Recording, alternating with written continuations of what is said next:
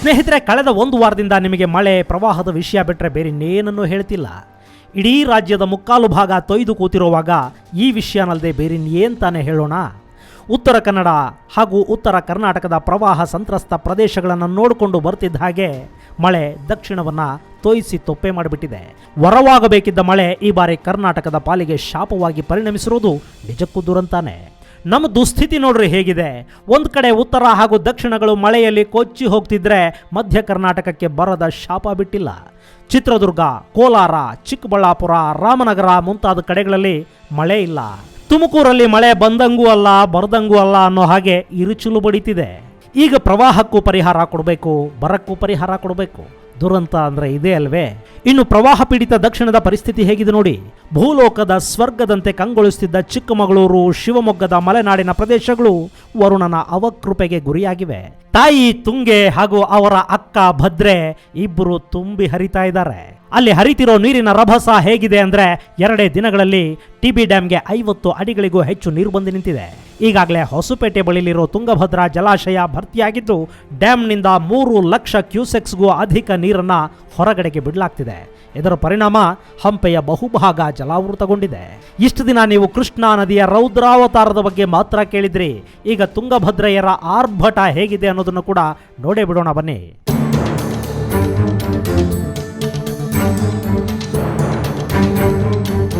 ಸ್ನೇಹಿತರೆ, ಚಿಕ್ಕಮಗಳೂರು ಇದೆಯಲ್ಲ, ಇದು ಇಡೀ ವಿಶ್ವದಲ್ಲೇ ಮನುಷ್ಯನ ಜೀವನಕ್ಕೆ ಅತ್ಯಂತ ಪ್ರಶಸ್ತ ಹಾಗೂ ಸೂಕ್ತ ಸ್ಥಳ ಅನ್ನಿಸ್ಕೊಂಡಿದ್ದ ಪ್ರದೇಶ. ಅಂಥ ಸುಂದರ ಜಿಲ್ಲೆಯ ಬಹುತೇಕ ತಾಲೂಕುಗಳ ಪರಿಸ್ಥಿತಿ ಈಗ ಚಿಂತಾಜನಕವಾಗಿದೆ. ಮೂಡಿಗೆರೆ, ಕೊಪ್ಪ, ನರಸಿಂಹರಾಜಪುರ, ಶೃಂಗೇರಿ, ಬಾಳೆಹೊನ್ನೂರು ಸೇರಿದ ಹಾಗೆ ಹಲವಾರು ಭಾಗಗಳು ಅಕ್ಷರಶಃ ವರುಣನ ಅಬ್ಬರಕ್ಕೆ ನಲುಗಿ ಹೋಗಿವೆ. ಇಲ್ಲಿ ನೀವು ನೋಡ್ತಿರೋ ವಿಡಿಯೋಗಳನ್ನು NR ಪುರದ ಗೆಳೆಯ ನವೀನ್ ಕಳುಹಿಸಿಕೊಟ್ಟಿದ್ದಾರೆ. ಆ ದೃಶ್ಯಗಳನ್ನು ನೋಡ್ತಿದ್ರೆ ಹೇಗಿದ್ದ ಚಿಕ್ಕಮಗಳೂರು ಹೇಗಾಗಿ ಹೋಯ್ತಲ್ಲ ಅಂತ ಮನಸ್ಸು ವ್ಯಾಕುಲಗೊಳ್ಳುತ್ತೆ. ಶೃಂಗೇರಿಯಲ್ಲಂತೂ ತುಂಗಾ ನದಿ ಅಪಾಯದ ಮಟ್ಟವನ್ನು ಮೀರಿ ಹರಿತಾ ಇದ್ದಾಳೆ. ಹೊರನಾಡಿನ ಅನ್ನಪೂರ್ಣೇಶ್ವರಿಗೆ ಜಲದಿಗ್ಬಂಧನವಾಗಿ ಊರು ಪ್ರಕ್ಷಾಳನಗೊಳ್ಳುತ್ತಿದೆ. ಬಾಳೆಹೊನ್ನೂರು, ಮೂಡಿಗೆರೆ ಹಾಗೂ NR ಪುರಗಳಲ್ಲಿ 200ಕ್ಕೂ ಹೆಚ್ಚು ಮನೆಗಳು ಕುಸಿದು ಬಿದ್ದಿದ್ದು ಸಹಸ್ರಾರು ಮಂದಿ ನಿರಾಶ್ರಿತರಾಗಿದ್ದಾರೆ. ಅವರೆಲ್ಲರಿಗೂ ನಿರಾಶ್ರಿತ ಕೇಂದ್ರಗಳಲ್ಲಿ ಆಶ್ರಯವನ್ನು ಕಲ್ಪಿಸಿಕೊಡಲಾಗಿದೆ. ಇನ್ನು ಪ್ರಕೃತಿಯ ಸೌಂದರ್ಯ ಸವಿಯುವವರು ಚಾರ್ಮಾಡಿಗೆ ಬನ್ನಿ ಅನ್ನೋ ಮಾತಿತ್ತಲ್ಲ, ಆ ಚಾರ್ಮಾಡಿ ಘಾಟಿಯಲ್ಲಿ ಈಗ ಪ್ರಳಯ ಸದೃಶ ಘಟನೆಗಳು ನಡೆದು ಹೋಗಿವೆ. ರಸ್ತೆಗಳು ನೀರಿನ ರಭಸಕ್ಕೆ ಕೊಚ್ಚಿ ಹೋಗಿದ್ದು ಅವುಗಳನ್ನು ಸರಿ ಮಾಡೋದಕ್ಕೆ ಇನ್ನೆಷ್ಟು ಸಮಯ ಹಿಡಿಯಬಹುದೋ ಅನ್ನೋ ಆತಂಕ ಮನೆ ಮಾಡಿದೆ. ದತ್ತಪೀಠ, ಬಾಬಾ ಬುಡನ್ಗಿರಿ ಅಂತ ಕರೆಸಿಕೊಳ್ಳೋ ಚಂದ್ರದ್ರೋಣ ಪರ್ವತದ ಸಾಲಲ್ಲಿ ರಸ್ತೆ ಮೇಲೆ ಮಣ್ಣು ಕುಸಿದಿದ್ದು ಅದನ್ನು ತೆರವುಗೊಳಿಸೋ ಕಾರ್ಯ ಭರದಿಂದ ಸಾಗಿದೆ. ಚಿಕ್ಕಮಗಳೂರಿನ ಹಲವು ಕಡೆಗಳಲ್ಲಿ ಗುಡ್ಡ ಕುಸಿತ ಉಂಟಾಗಿದೆ. ಜಮೀನುಗಳು ನೀರಿನ ರಭಸಕ್ಕೆ ಸಿಕ್ಕಿ ಕಾಣೆಯಾಗಿ ಹೋಗಿವೆ. ಕಾಫಿ ತೋಟಗಳ, ಅಡಿಕೆ, ಮೆಣಸಿನ ತೋಟಗಳ ಶ್ರೀಮಂತ ರೈತರು ಕೂಡ ಈಗ ಸಮಸ್ತವನ್ನ ಕಳ್ಕೊಂಡು ಬೀದಿಯಲ್ಲಿ ನಿಂತಿದ್ದಾರೆ. ಬೆಳೆದು ನಿಂತ ತೋಟಗಳು ಸರ್ವನಾಶವಾಗಿವೆ. ಮೂಲಗಳ ಪ್ರಕಾರ ಈ ಬಾರಿ ಚಿಕ್ಕಮಗಳೂರಿನಲ್ಲಿ 1,000ಕ್ಕೂ ಹೆಚ್ಚು ಕಡೆ ಗುಡ್ಡ ಕುಸಿತ ಸಂಭವಿಸಿದ್ದು ಕಳೆದ ಬಾರಿ ಕೊಡಗಿನಲ್ಲಾದ ಸಮಸ್ಯೆಗಿಂತ ಹೆಚ್ಚು ಸಮಸ್ಯೆಯನ್ನ ಚಿಕ್ಕಮಗಳೂರು ಈ ಬಾರಿ ಅನುಭವಿಸಿದೆ. ನದಿಯ ಹರಿವಿಗೆ ಸಾಕಷ್ಟು ಭಾಗಗಳಲ್ಲಿ ಮಣ್ಣು ತುಂಬಿದ್ದು ಹಸಿರಿನ ಕಾನನದಲ್ಲಿ ಕೆಂಪು ಹೊದಿಕೆಯನ್ನು ನೋಡ್ತಿದ್ದೀವೇನೋ ಅನ್ನೋಷ್ಟರ ಮಟ್ಟಿಗೆ ಚಿಕ್ಕಮಗಳೂರು ಪ್ರವಾಹಗ್ರಸ್ತವಾಗಿದೆ.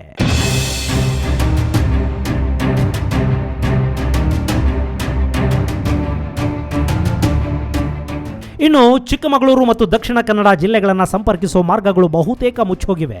ಸದ್ಯ ತುಂಗಾ ನದಿಯಲ್ಲಿ ನೀರಿನ ಪ್ರಮಾಣ ಕೊಂಚ ಮಟ್ಟಿಗೆ ಕಡಿಮೆ ಆಗಿರೋದ್ರಿಂದ ಶಿವಮೊಗ್ಗ, ಮಂಡಗದ್ದೆ, ತೀರ್ಥಹಳ್ಳಿ ಮಾರ್ಗ ಸಂಚಾರಕ್ಕೆ ಮುಕ್ತವಾಗಿರೋ ಬಗ್ಗೆ ಮಾಹಿತಿ ಬರ್ತಿದೆ.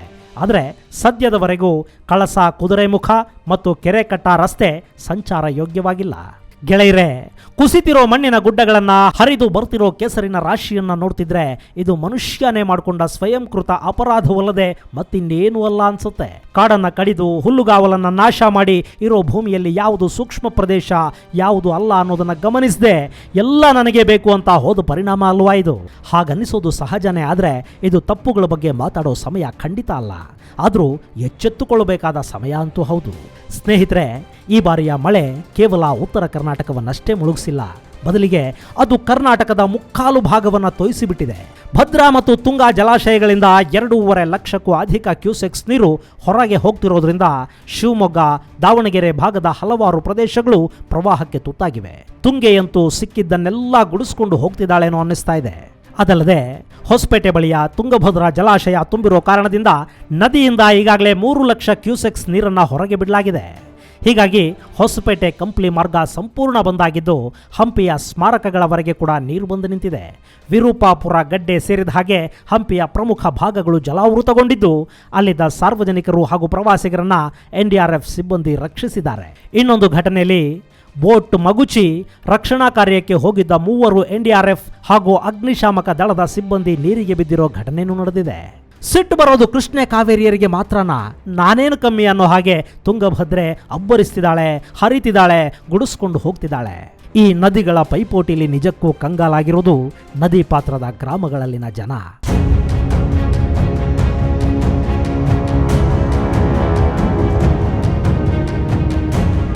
ಆ ನದಿಯ ಒಡಲು ಕೆರೆದು ಅಕ್ರಮವಾಗಿ ಮರಳು ತುಂಬಿದಾಗ, ನಾಟ ಕಡಿದು ಕಾಡನ್ನು ನಾಶ ಮಾಡಿದಾಗ, ಗೋಮಾಳಗಳನ್ನು ಹುಲ್ಲುಗಾವಲುಗಳನ್ನು ಹಾಕ್ಕೊಂಡು ತಿನ್ನೋದಕ್ಕೆ ಶುರು ಮಾಡಿದಾಗ ಇದೆಲ್ಲ ನಮಗೇನು ಸಂಬಂಧ?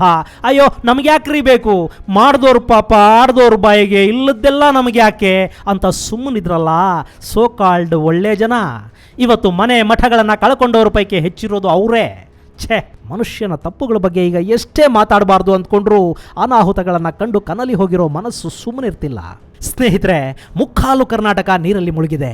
ಈಗ ಮಳೆ ಕಡಿಮೆಯಾಗಿರೋದ್ರಿಂದ ನೀರಿನ ಮಟ್ಟ ಕೂಡ ಕಡಿಮೆಯಾಗ್ತಿದೆ. ಆದರೆ ಮುಂದೆ ನಡಿಬೇಕಿರೋ ಪರಿಹಾರ ಕಾರ್ಯ ಇದೆಯಲ್ಲ, ಅದು ಬೆಟ್ಟದಷ್ಟಿದೆ. ಎಲ್ಲ ಕೆಲಸನೂ ಸರ್ಕಾರ ಮಾಡಲಿ, ನಮ್ಮ ಲಜ್ಜೆಗೆಟ್ಟ ರಾಜಕಾರಣಿಗಳು ಮಾಡ್ತಾರೆ ಅಂದ್ಕೊಂಡು ಕೂತ್ಕೊಳ್ಳೋದು ಬೇಡ. ನನಗೆ ಗೊತ್ತು, ನೀವು ಈಗಾಗಲೇ ಸಾಕಷ್ಟು ಜನ ಸಹಾಯ ಮಾಡಿದಿರಿ. ಆ ಕೆಲಸವನ್ನು ಎಲ್ಲರೂ ಮಾಡಿ ಸಂತ್ರಸ್ತರನ್ನು ಕಾಪಾಡೋಣ. ಮುಖ್ಯಮಂತ್ರಿಗಳ ಪರಿಹಾರ ನಿಧಿಗೆ ದೇಣಿಗೆ ಕೊಡಿ, ಹಾಗೇನೆ ಅಗತ್ಯ ಸಾಮಗ್ರಿಗಳನ್ನು ಸಂತ್ರಸ್ತರಿಗೆ ತಲುಪಿಸೋ ವ್ಯವಸ್ಥೆನೂ ಮಾಡಿ. ಇದರ ಜೊತೆಗೆ ಯಾರ್ಯಾರು ಸಹಾಯ ನಿಧಿಗೆ ಹಣ ಕೊಟ್ಟಿದ್ದೀರಿ, ಸಾಮಗ್ರಿಗಳನ್ನು ಕೊಟ್ಟಿದ್ದೀರಿ, ಅಂಥವರು ಏನೇನು ಕೊಟ್ಟಿದ್ದೀರಿ ಅನ್ನೋ ಬಗ್ಗೆ ನಿಮ್ಮದೇ ಮೊಬೈಲ್ನಲ್ಲೊಂದು ವಿಡಿಯೋ ಮಾಡಿ ನಮ್ಮ ವಾಟ್ಸಪ್ಗೆ ಕಳುಹಿಸಿಕೊಡಿ. ವಿಡಿಯೋಗಳನ್ನು ಮೀಡಿಯಾ ಮಾಸ್ಟರ್ಸ್ ಚಾನಲ್ನಲ್ಲಿ ಬಿತ್ತರಿಸ್ತೀವಿ. ನಿಮ್ಮ ಸಹಾಯ ಮತ್ತಷ್ಟು ಜನಕ್ಕೆ ಸಹಾಯ ಮಾಡೋ ಮನಸ್ಸು ಕೊಡುತ್ತೆ ಹಾಗೂ ಸ್ಫೂರ್ತಿಯನ್ನು ತುಂಬುತ್ತೆ. ನೀವು ನಿಮ್ಮ ವಿಡಿಯೋನ ಕಳುಹಿಸಬೇಕಾದ ವಾಟ್ಸಪ್ ಸಂಖ್ಯೆ 7624935505. ಇನ್ನೊಮ್ಮೆ ಹೇಳ್ತೀನಿ, ನೀವು ನಿಮ್ಮ ವಿಡಿಯೋಗಳನ್ನು ಕಳುಹಿಸಬೇಕಾದ ವಾಟ್ಸಪ್ ಸಂಖ್ಯೆ 7624935505 7624935505. ವಿಡಿಯೋದಲ್ಲಿ ನಿಮ್ಮ ಹೆಸರು, ಊರು ತಿಳಿಸಿ, ಹಾಗೇನೆ ನೀವು ಮಾಡಿದ ಸಹಾಯದ ವಿವರಗಳನ್ನು ಕೂಡ ಹೇಳಿ ನಮ್ಮ ವಾಟ್ಸಪ್ ನಂಬರ್ಗೆ ಕಳುಹಿಸಿಕೊಡಿ. ದಯವಿಟ್ಟು ಅಲ್ಲಿ ನಿಮ್ಮ ಹೆಸರು ಮತ್ತು ಊರನ್ನು ಮೆನ್ಷನ್ ಮಾಡೋದಕ್ಕೆ ಮರಿಬೇಡಿ.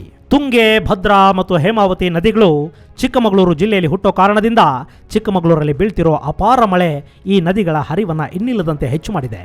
ಬರೀ ಒಂದು ವಾರದ ಹಿಂದೆ ಇದ್ದೂ ಇಲ್ಲದಂತಿದ್ದ ತುಂಗ, ಭದ್ರಾ ಮತ್ತು ಹೇಮಾವತಿ ನದಿಗಳು ಈಗ ಅಬ್ಬರಿಸಿ ಬೊಬ್ಬಿರಿತಿವೆ.